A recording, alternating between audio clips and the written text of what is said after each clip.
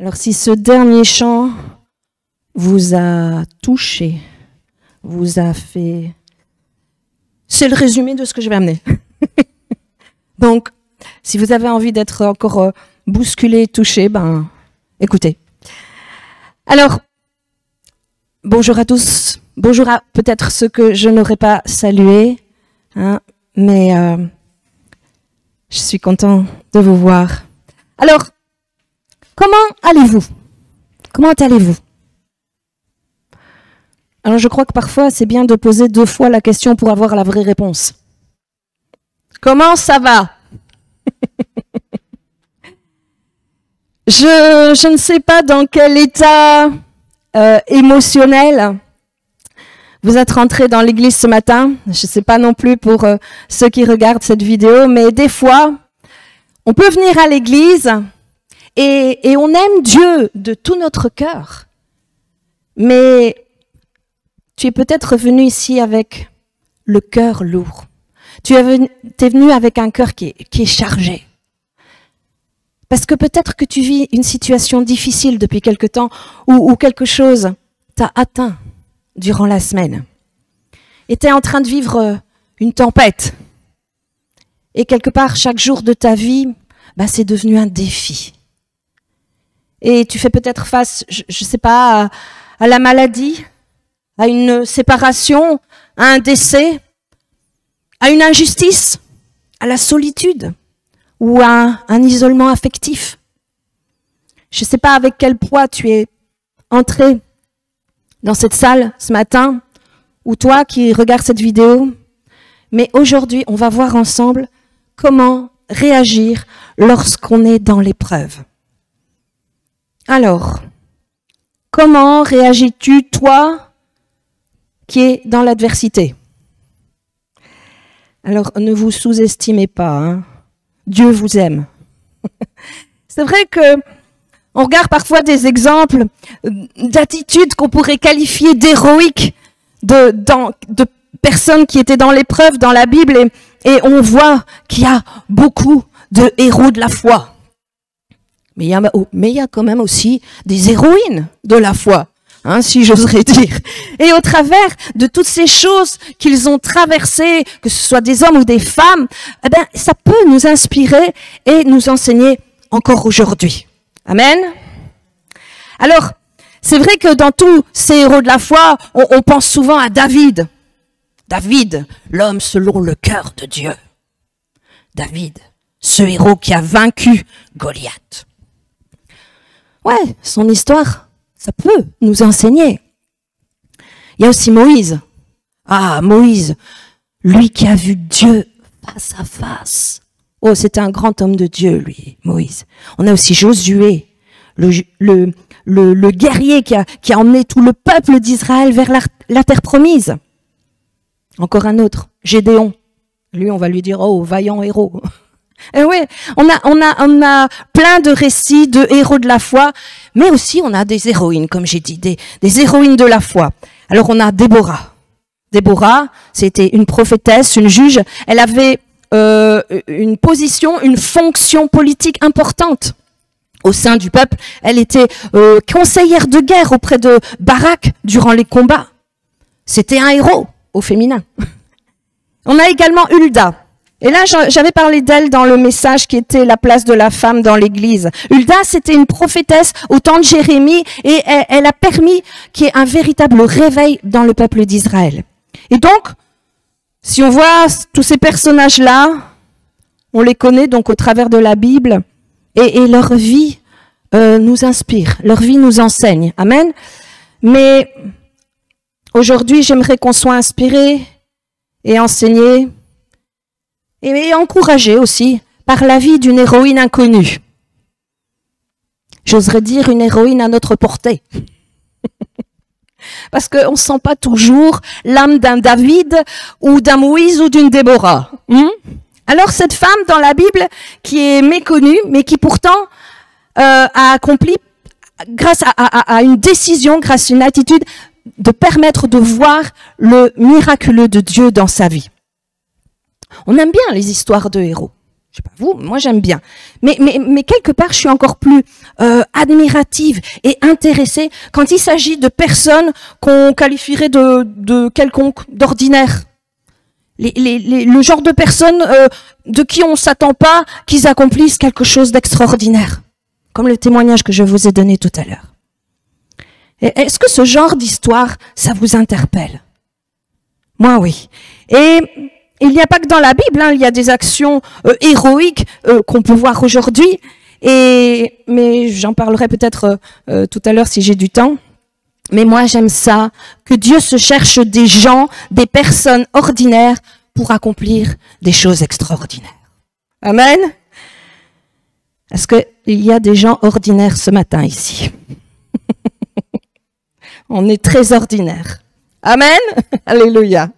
Alors, quand je vois ces gens ordinaires, de la même nature que vous et moi, pas des Moïse, ni des David, je me dis, si eux, ils ont été capables d'accomplir ces choses-là, ça veut dire que c'est à ma portée également et que je suis capable.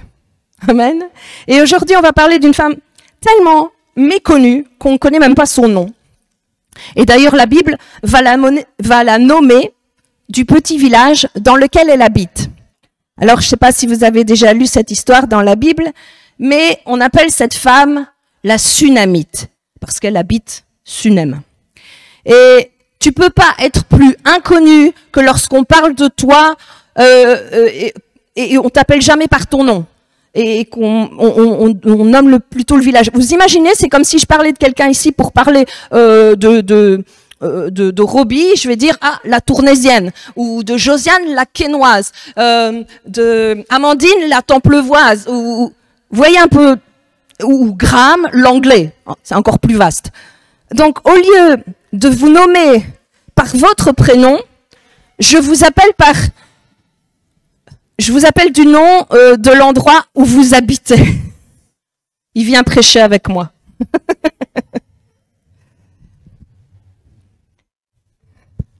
Et donc, cette femme-là, c'est assez étonnant parce que tout au long du récit, on ne saura jamais son nom ni son prénom.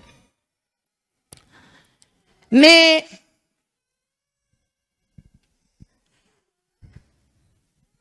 malgré ça, on va voir que c'est une femme de foi qui a posé des gestes et des actions de foi qui peuvent nous inspirer encore aujourd'hui. Et donc cette histoire, on peut la retrouver dans le livre des rois, c'est-à-dire dans 2 rois au chapitre 4 du verset 8 à 37. Si vous voulez lire l'histoire intégralement, vous pourrez aller voir après. Mais avant tout, je ne vais pas lire d'ailleurs tout le passage, mais avant tout, on va mettre dans le contexte. Donc son histoire à cette femme, elle prend place dans la période, dans l'époque du prophète Élisée.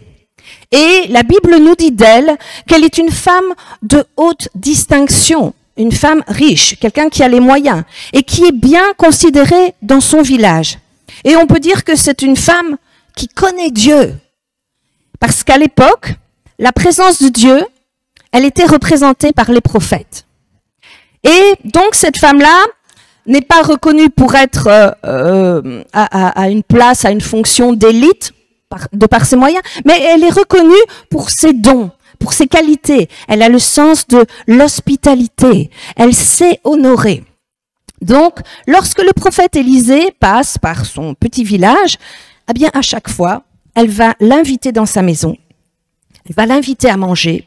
Et non seulement elle va faire ça, mais elle va aussi lui faire faire une chambre. Et la Bible nous dit qu'elle y a mis, elle a aménagé ça. Elle y a mis un lit, elle y a mis une table, elle a mis une lampe, un siège, bref, elle l'a complètement aménagé. Et elle a le souci du détail. Elle sait recevoir et elle fait tout pour qu'Élisée s'y sente bien et s'y sente accueillie. Et ça a l'effet escompté. Et Élisée se sent très honorée à chaque fois qu'il va demeurer chez elle.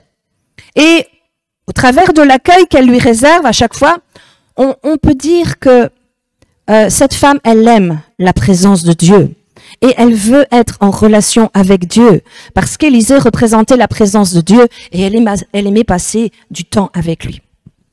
Et donc, parce qu'Élisée se sentait honoré, et pour quelque part la remercier pour toutes les fois où il passe par son village et qu'elle l'accueille et l'honore tout le temps, et il a voulu faire, comment on pourrait dire, lui rendre l'appareil ou lui renvoyer l'ascenseur. Il a voulu la remercier et l'honorer à son tour. Et il lui a demandé, qu'est-ce que je peux faire pour toi? Et on va lire justement le texte donc dans 2 Rois 4 au verset 13.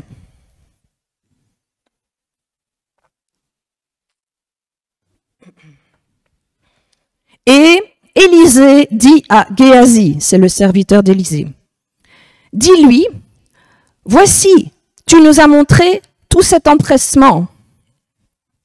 Et dans la Louis II 21, il est dit, tu t'es donné toute cette peine pour nous. On continue le passage.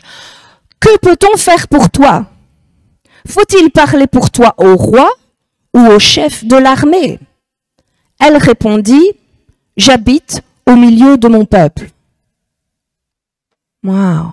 Mais regardez un peu sa réponse, c'est assez étonnant. Elle dit non. Et si vous voulez, on peut prendre la version Semeur, c'est beaucoup plus explicite, dans 2 Rois 4, verset 13, à la fin du verset 13. Elle répondit, non merci, je vis heureuse au milieu de mon peuple. Donc, si on s'arrête sur ce passage, on voit que cette femme-là, qui aime Dieu, qui honore Dieu avec ses dons, avec ses capacités, comme vous, comme moi, eh bien, elle était dans le contentement. Elle était satisfaite. Et le prophète va lui dire, est-ce que je peux parler pour toi à quelqu'un qui est en haute fonction, en position importante? Est-ce que je peux parler au roi, au chef de l'armée pour toi? Et il faut croire qu'Élisée, il avait ses entrées auprès des hommes importants. Donc en fait, Élisée veut faire une faveur à cette femme. Je ne sais pas vous, mais si on vous proposait de parler pour vous auprès d'une autorité, que ce soit votre patron, votre supérieur, votre directeur, votre responsable, afin de vous donner une promotion, est-ce que vous allez dire non merci?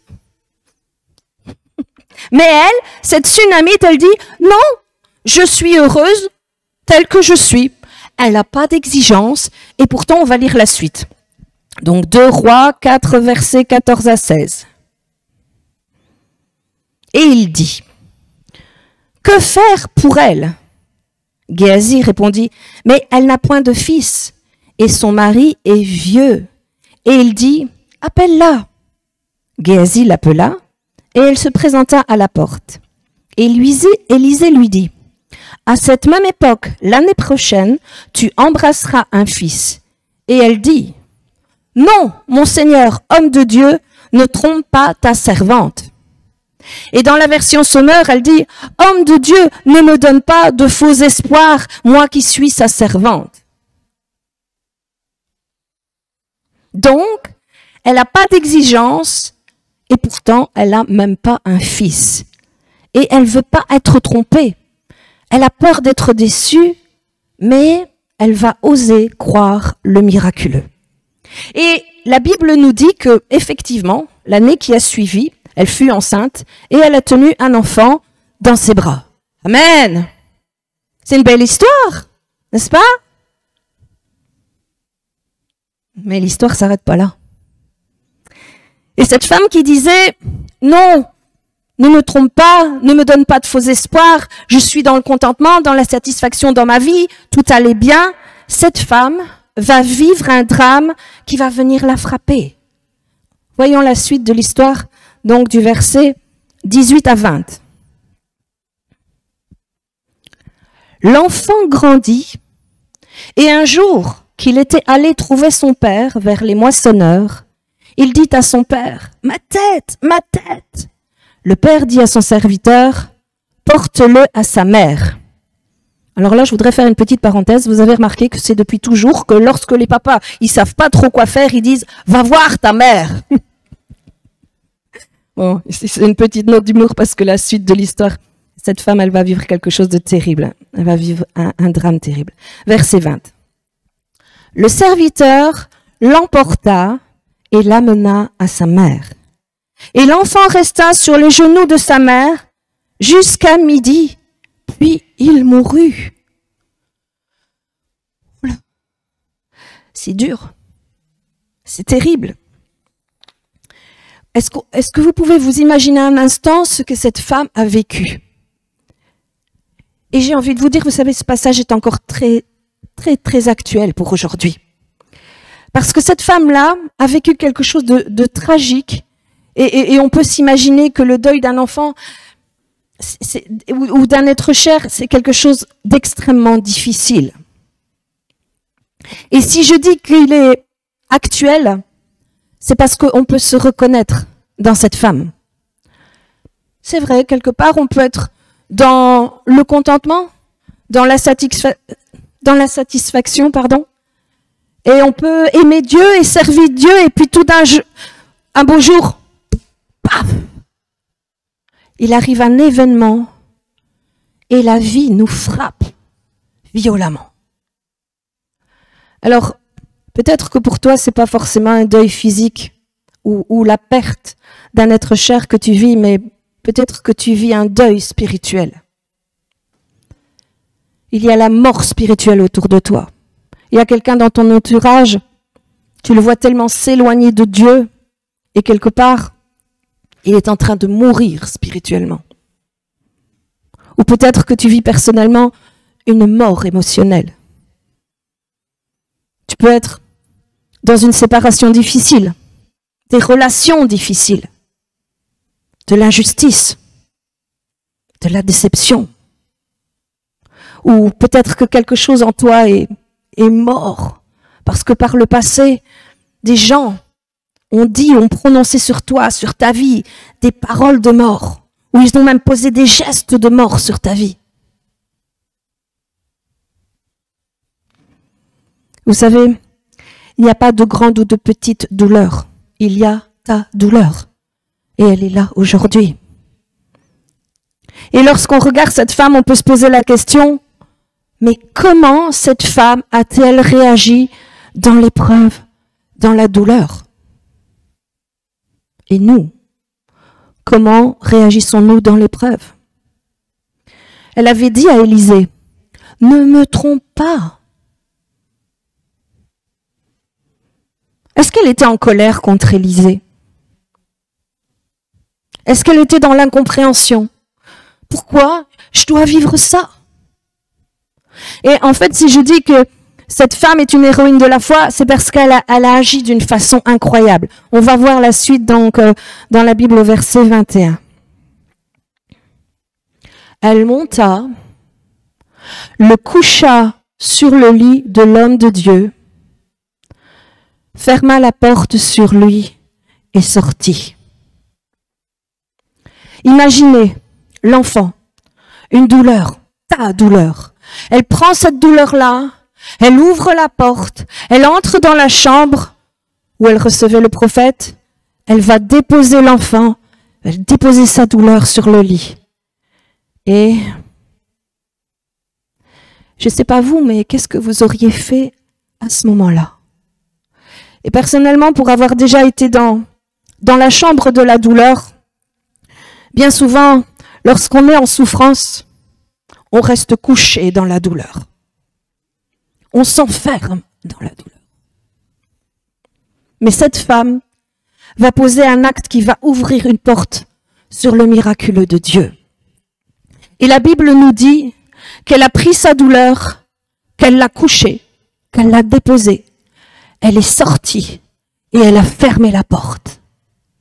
Elle est sortie de la chambre de la douleur.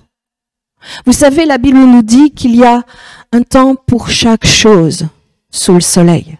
Il y a un temps lorsqu'on vit une épreuve ou lorsqu'on vit quelque chose de difficile, qui fait mal. Il y a un temps qui est juste, qui est sain, où on prend le temps d'exprimer l'émotion d'être dans la douleur. Mais dans le chapitre 3 d'Ecclésiaste, il est dit, il y a un temps pour tout, un temps pour haïr, un temps pour aimer, un temps pour pleurer et un temps pour rire.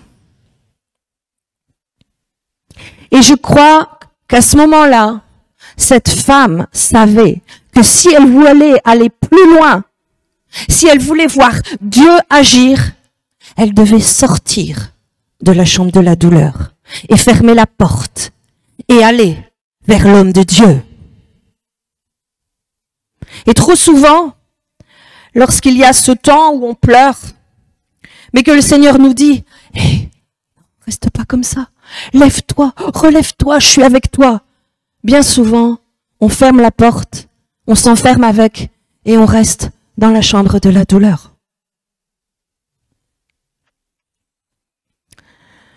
Qu'on le fasse consciemment ou inconsciemment. Mais peut-être qu'aujourd'hui, ce matin, le Saint-Esprit veut faire pression sur ton cœur et il te dit, cette situation, t'as assez pleuré. Cette personne, lâche, relâche, t'as assez pleuré. Cette injustice, cette peine, cette expérience mauvaise du passé, maintenant, je t'appelle à sortir de la chambre de la douleur.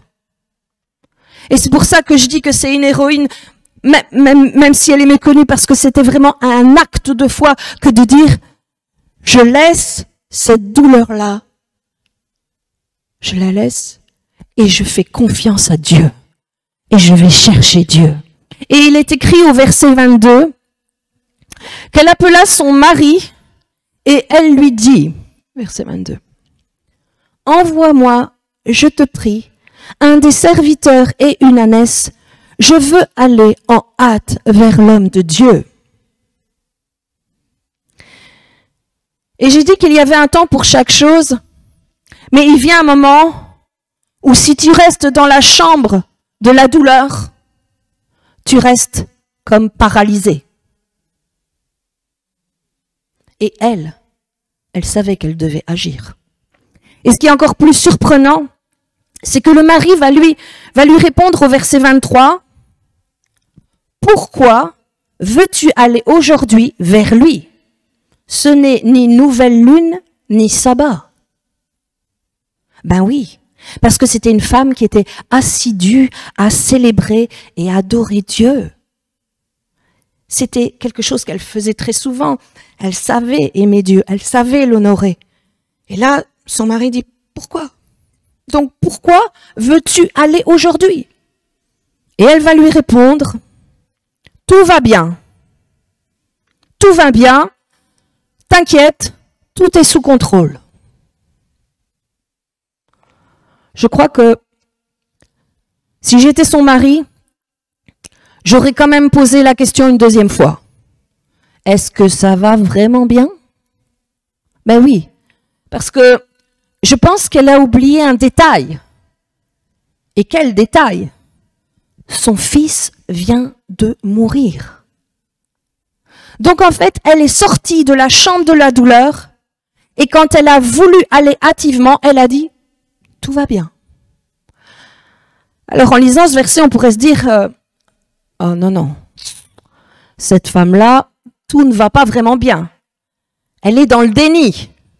Elle a subi un trop grand choc traumatique. Elle est complètement ravagée dans ses émotions. Ou peut-être qu'elle est dans l'hyper-spirituel, elle est complètement déconnectée. » Mais la parole nous montre un portrait de cette femme tout à fait différent. On va reprendre le texte toujours dans 2 Rois 4, et là du verset 25 à 28. Elle partit donc et se rendit vers l'homme de Dieu sur la montagne du Carmel. L'homme de Dieu, l'ayant aperçu de loin, dit à Géasi, son serviteur, « Voici cette Sunamite. » Vous voyez, on ne connaît toujours pas son nom. Donc, voici cette Sunamite. Maintenant, cours donc à sa rencontre et dis-lui, « Te portes-tu bien? Ton mari et ton enfant se portent-ils bien? » Elle répondit, « Bien. » À son mari, elle dit, « Tout va bien. » Au serviteur, « Ça va bien. » Verset 27. Et dès qu'elle fut arrivée auprès de l'homme de Dieu sur la montagne, elle embrassa ses pieds. Géasi s'approcha pour la repousser. Mais l'homme de Dieu dit, « Laisse-la, car son âme est dans l'amertume. » Et le terme amertume a vraiment changé dans notre vocabulaire et c'est pas vraiment le sens qui est exprimé ici. On voit dans la version Martin qu'il est dit son cœur est angoissé et dans la version Semeur il est dit elle est profondément affligée. Donc laisse-la car son âme est pas dans le déni, pas dans la déconnexion, non, son âme est dans l'amertume et l'Éternel me l'a caché et ne me l'a point fait connaître. Alors elle dit, ai-je demandé un fils à mon serviteur? Elle parle au prophète Élisée là. Hein? N'ai-je pas dit, ne me trompe pas? Oh, comment réagir dans l'épreuve? Cette femme, premièrement, elle n'est pas restée dans la chambre de la douleur. Elle a fermé la porte, elle est partie vers l'homme de Dieu. Deuxièmement, la deuxième chose qu'elle a fait, elle est restée vraie. Et je veux te dire ce matin, reste vrai dans ta douleur. Regardez cette femme. Elle arrive, elle voit le prophète, et malgré l'amertume, le chagrin dans l'âme, malgré les 1000 questions, l'incompréhension et la déception et la tristesse, le chagrin, ce qu'elle va faire lorsqu'elle va voir l'homme de Dieu, elle va s'agenouiller, elle va lui embrasser les pieds. Elle fait ce signe-là en signe d'adoration, d'humilité et d'honneur à Dieu. Et dans ce moment-là, il y a quelque chose à retenir. C'est que malgré qu'elle était respectueuse avec Élisée, malgré qu'elle l'a honoré, elle est vraie. Elle lui a dit, je t'avais dit, ne me trompe pas. J'étais heureuse, moi, dans ma maison. J'étais satisfaite, j'étais dans le contentement. Et je ne comprends pas pourquoi je dois vivre ça aujourd'hui. C'est-à-dire, quelque part, je t'avais rien demandé. Elle a osé mettre des mots sur ses mots, sa douleur. Et dans l'épreuve, mes amis, c'est important de rester vrai avec Dieu.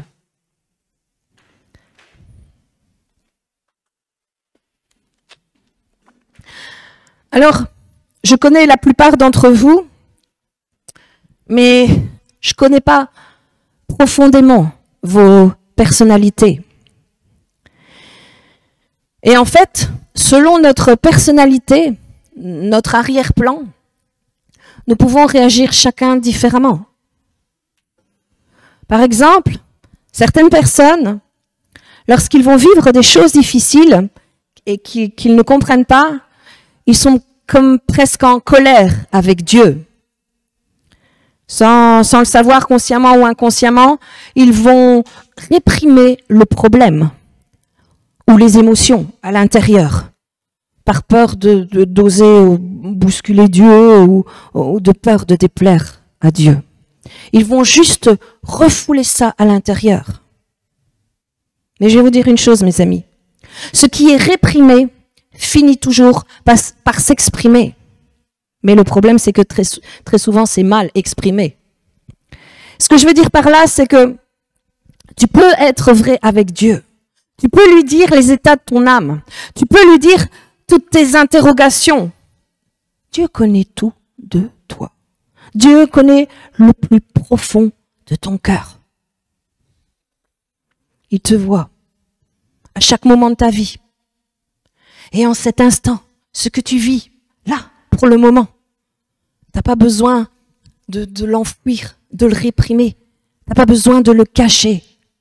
Tu peux honorer Dieu et lui exprimer tes émotions. Tu peux lui dire ce que tu penses et ce que tu ressens. Et vous savez, en plus, Dieu, au travers de Jésus, Jésus qui a tout subi, ben, il connaît, il comprend l'injustice, il comprend l'anxiété, il l'a vécu à Golgotha, il comprend ce que c'est d'être maltraité. Alors tu peux t'exprimer à Dieu. Sois vrai avec lui. Amen. Il y a aussi un autre type de personnalité. Donc d'un côté, il y a ceux qui répriment, par peur de ne pas honorer Dieu, qui gardent tout ça pour eux. Mais il y a aussi ceux qui vont râler. Et là, c'est l'inverse. Ces autres personnes vont râler autour d'eux, de ce qu'elles ont vécu, que c'est compliqué, de ce qu'elles vivent, que c'est dire que ceci ou que cela. Et en fait, ils râlent auprès de tout le monde. Mais ils ne disent pas, ils n'en parlent pas à la personne la plus importante et la plus, c'est pas français, mais vous allez comprendre, la plus solutionnante, j'oserais dire. Ouais. Bien, revenons à notre Sunamite. Elle a dit donc à son mari, tout va bien. Elle a dit au serviteur, bien. Mais elle a dit à Dieu, à l'homme de Dieu, la vérité. Alors, est-ce que ça nous arrive de râler? Ou est-ce qu'ici, on est trop saint? Bah oui, ça nous arrive à tous de râler. Mais en fait, vous savez, râler, c'est juste ventiler, hein, mais ça n'arrange rien. Alors peut-être que tu vis une épreuve, mais comment réagir dans l'épreuve? Sois vrai. Reste vrai. Mes amis, Dieu nous aime tellement. Et il veut nous sortir de ces moments d'épreuve, ces moments difficiles, afin que sa gloire soit révélée. Amen. Et je voudrais vous lire un passage pour vous encourager. Et peut-être que ce passage va être une révélation pour toi, un réma. Et je voudrais que tu le prennes avec foi. C'est Ésaïe 43, versets 18 et 19. Écoutez bien et saisissez-le. Ne pensez plus aux événements passés et ne considérez plus ce qui est ancien. Voici, je fais une chose nouvelle, sur le point d'arriver. Ne la connaîtrez-vous pas?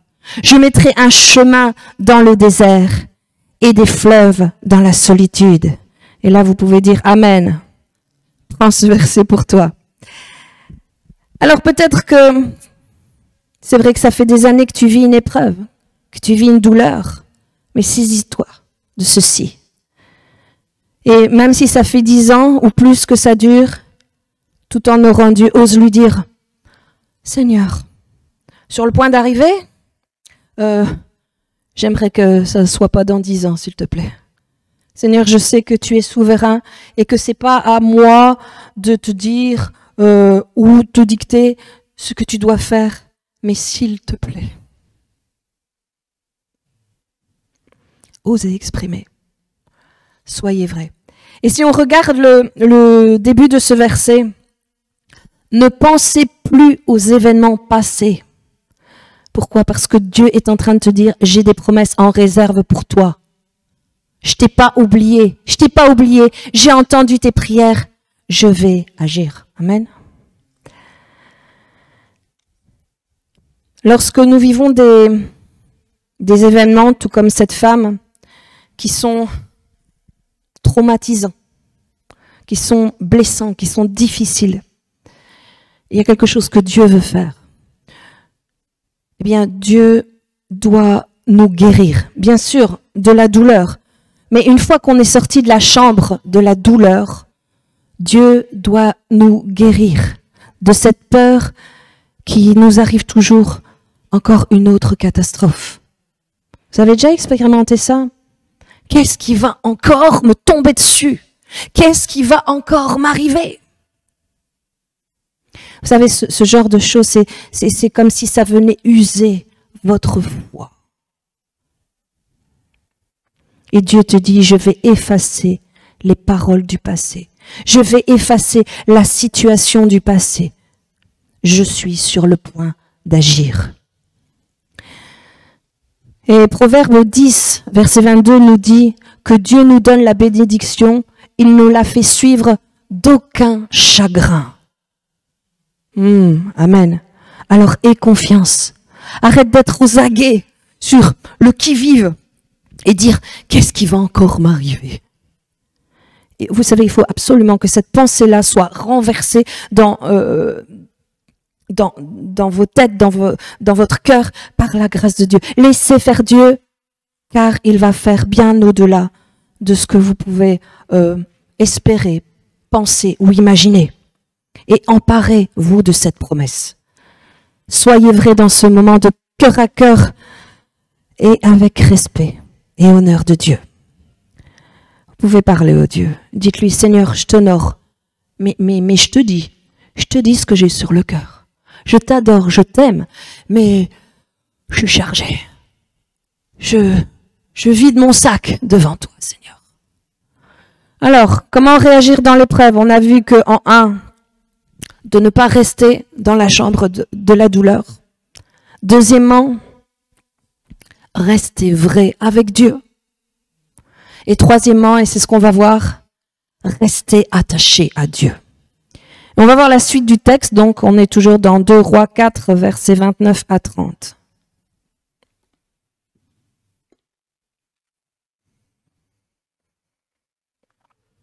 Et Élisée dit à Géasi, « C'est un terrain, prends mon bâton dans ta main et pars. Si tu rencontres quelqu'un, ne le salue pas, et si quelqu'un te salue, ne lui réponds pas. » C'est pas pour être impoli, hein. C'est parce que là-bas, à cette époque-là, quand vous croisiez quelqu'un, il prenait le temps de discuter, de s'asseoir, de partager une tasse de thé ou quoi. Mais là, il lui avait dit non, tu traces. Donc, tu mettras mon bâton sur le visage de l'enfant. La mère de l'enfant dit, l'Éternel est vivant et ton âme est vivante. Je ne te quitterai point. Et il se leva et la suivit. Et ce qui est intéressant dans cette partie de l'histoire de cette femme de foi incroyable et pourtant inconnue, c'est qu'elle connaît, parce que cette époque-là, les gens sont instruits dans cette notion, donc et ils reconnaissent que le bâton est une méthode d'action de Dieu. Hein, et on peut penser notamment au bâton de Moïse. Toutes les actions qu'il a fait, Dieu lui a dit, par le bâton, tu taperas, tu feras ci, tu feras ça. Et elle sait, elle a été instruite dans ça. Et en fait, cette femme, lorsqu'Élisée envoie son serviteur pour les devancer, la Bible nous dit que le serviteur est rentré dans la chambre et il a mis le bâton sur le visage de l'enfant. Il a appliqué la méthode, on va dire, mais l'enfant n'est pas revenu à la vie. Et je crois que cette femme-là, elle savait. Et elle ne voulait pas se contenter d'un bâton ni d'une méthode. Elle savait que seule la présence de Dieu pouvait ramener la vie à ce qui était mort. Et on peut le comprendre au travers de ce qu'elle dit. L'Éternel est vivant et ton âme est vivante. C'est Dieu qui a le souffle de vie. Amen. Et je voudrais vous dire ce matin, et avec bienveillance, ne te contente pas du bâton. Ne te contente pas d'une méthode. Va, reste attaché à Dieu, coûte que coûte. Vous savez, aujourd'hui, on a plein de messages chrétiens, des vidéos, des livres, des enseignements qui nous donnent plein de méthodes, des clés pour ci, des clés pour ça. Et croyez-moi, c'est pas la méthode qui compte, mais c'est un cœur à cœur avec Dieu où tu dis, je reste attaché à toi, je veux ta présence. Et c'est ce que cette femme a fait. Elle est restée attachée. Elle a dit, je vais rester attachée à toi, je ne te quitterai pas. Pourquoi elle a dit ça? Il se passe des choses parfois dans la tête. Et je pense que dans sa tête, elle devait se dire, si l'homme de Dieu ne vient pas avec moi et n'entre pas dans la chambre de la douleur, mon enfant ne pourra pas revenir à la vie. Ce qui est mort ne pourra pas revenir à la vie. Mais elle pouvait se dire aussi, je ne te quitterai pas, car si mon enfant ne revient pas à la vie, j'aurai besoin de ta présence pour me consoler et me restaurer. Elle connaissait la présence de Dieu. Elle aimait la présence de Dieu. Elle partageait des moments. Elle mangeait avec Élisée le prophète. Et dans les deux situations, elle avait besoin de rester attachée à Dieu. Je suis persuadée et je crois profondément que Dieu veut nous amener à une dimension plus grande et plus profonde avec lui. Vous savez, Jésus a même décrié ce genre de personnage et il disait aussi aux disciples, pour tous les gens qui le suivaient, vous me suivez pour les pains et les poissons. Non. Dieu veut un attachement absolu à la personne de Dieu. Seigneur, peu importe ce qui va arriver, je vais rester attaché à toi parce que tu es un Dieu fidèle, souverain, parce que tu m'aimes, parce que tu veux le meilleur pour moi. Peut-être que je comprends pas tout, je sais pas ce qui se passe aujourd'hui, mais je sais que tu vas prendre soin de moi. Et cette Tsunamite, c'est ce qu'elle a fait. Bien souvent, et ça peut tous nous arriver, on est là dans la douleur, dans la peine, et on espère, et on espère, et on espère.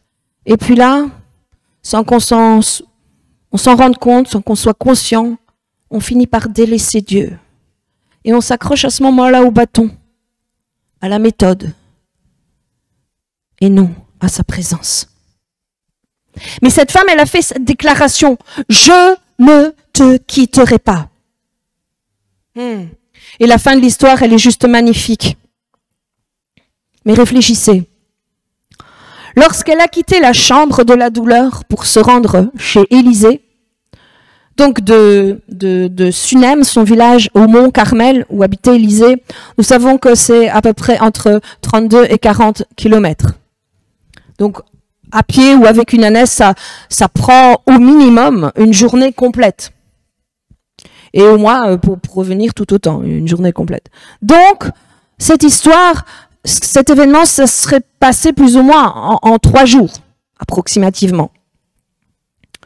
Et vous imaginez la marche de retour avec Élisée. Elle tenait Élisée. Et lorsqu'Élisée est rentré dans cette chambre-là et qu'il a vu l'enfant, je pense que physiologiquement parlant, puisque le corps mort de cet enfant est resté là au moins 3 jours et que le climat jouant, très probablement que le corps de cet enfant commençait à rentrer en décomposition. Et des odeurs devaient se dégager. Et des fluides corporels devaient vraisemblablement commencer à suinter. Et la Bible nous dit qu'Élisée s'est couché sur l'enfant et il a mis sa bouche sur sa bouche. Quelque part, il lui a fait comme du bouche à bouche. Il a mis son souffle dans l'enfant. Oh, mes amis, pour Dieu, il n'y a jamais rien de trop en décomposition. Il n'y a jamais rien de trop nauséabond auquel il ne peut pas redonner la vie. Amen. Alors parfois, on a l'impression que notre situation, c'est mort. Et elle est comme en décomposition. Ou même parfois, on a des situations qui sentent pas vraiment bon.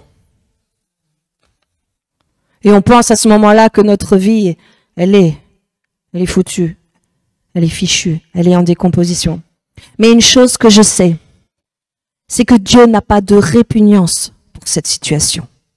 Que Dieu peut se pencher sur cette situation, même si elle sent mauvais. Parce que Dieu est capable, par amour, de souffler un souffle nouveau et de remettre à la vie ce qui est mort, ce qui est fichu. Amen. Et c'est exactement ce qui s'est passé dans cette chambre. Alors que cette femme n'était pas restée enfermée dans la chambre de la douleur, elle a ouvert la porte, elle est partie, elle a emmené la présence de Dieu dans cette chambre et la vie est revenue. Et vous savez, Dieu est le même hier, aujourd'hui et éternellement. Et ce qu'il a fait dans la vie de cette femme inconnue, il peut le faire encore pour toi aujourd'hui. Et c'est peut-être aujourd'hui pour toi le jour du salut pour ta maison. Et c'est peut-être aujourd'hui pour toi une journée de miracle. Et c'est peut-être aujourd'hui pour toi la journée de consolation. C'est le jour où tu vas dire, je décide, je fais le choix de sortir de cette chambre de douleur et je m'attache à Dieu malgré tout. envers et contre tout.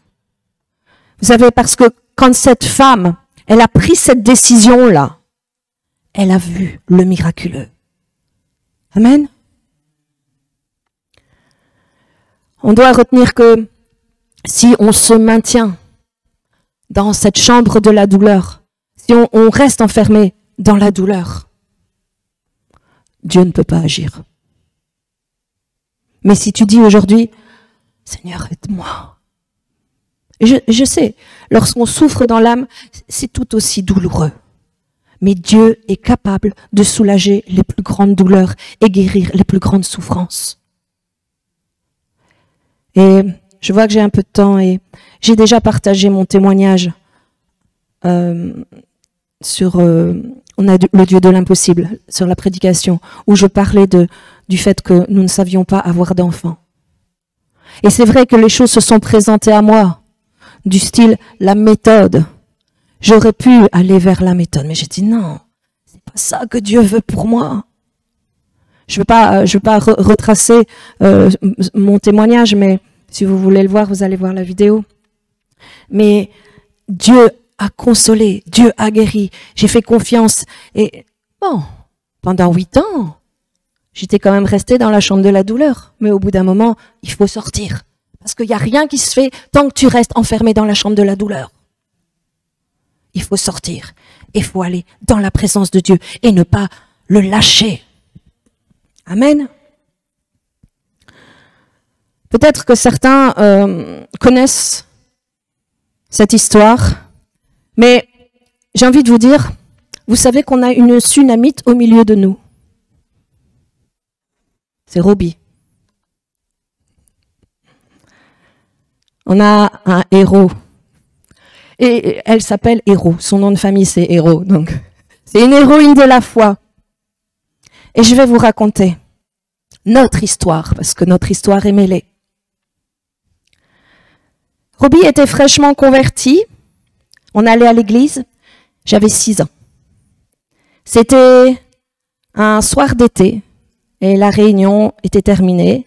Et on était plusieurs enfants dans l'église et on jouait sur le devant de l'église. Et on traversait la rue. C'était au bord de notre fleuve, l'Escaut. Et on allait du trottoir de l'église à la rive de l'Escaut. J'étais la plus petite, la plus jeune. Et il y avait des plus grands qui emmenaient les enfants et on courait à traverser la rue. Rien de drôle, mais bon, c'est ce qu'on faisait. Et ce qui s'est passé, c'est que il y avait des voitures qui passent sur la route. Et comme j'étais la plus petite, et que j'étais celle qui courait le moins vite, j'ai été renversée par une voiture. Et Roby est sortie de l'église à ce moment-là et a assisté à l'impact de la voiture.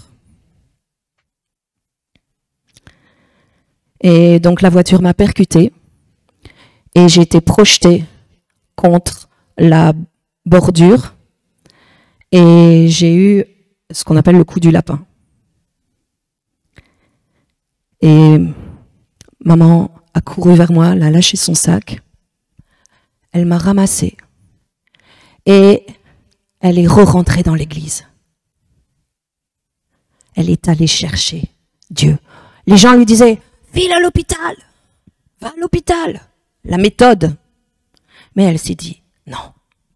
Elle s'est rendue compte qu'il n'y avait plus de souffle de vie, que mes lèvres devenaient bleues, que je ne respirais plus, que mon cœur ne battait plus. Et là, elle a crié à Dieu. Elle a été vraie. Elle a dit, non, Seigneur, pas ça.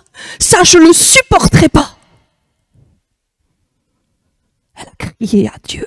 Elle a été vraie. Elle est re-rentrée dans l'église et c'est quelque chose de physique. Mais ça voulait bien dire, c'est auprès de Dieu que je vais trouver le secours. J'ai pas besoin du conseil des hommes qui me disent, file à l'hôpital. C'est déjà trop tard. Mais Dieu peut tout. Et j'ai fait donc cette expérience de ce qu'on appelle la mort imminente. Et moi, en tant qu'enfant, je me souviens de ce que j'ai vu, de ce que j'ai ressenti. Et elle a crié comme ça à Dieu. Dieu ne permet pas ça. Je ne supporterai pas. Il dit, si tu me la rends, je te la donne. Je crois que c'est la meilleure chose qu'on puisse faire pour son enfant, c'est de le donner à Dieu. Amen. Et à l'instant, je suis revenue dans mon corps. J'ai poussé un cri, je suis revenue.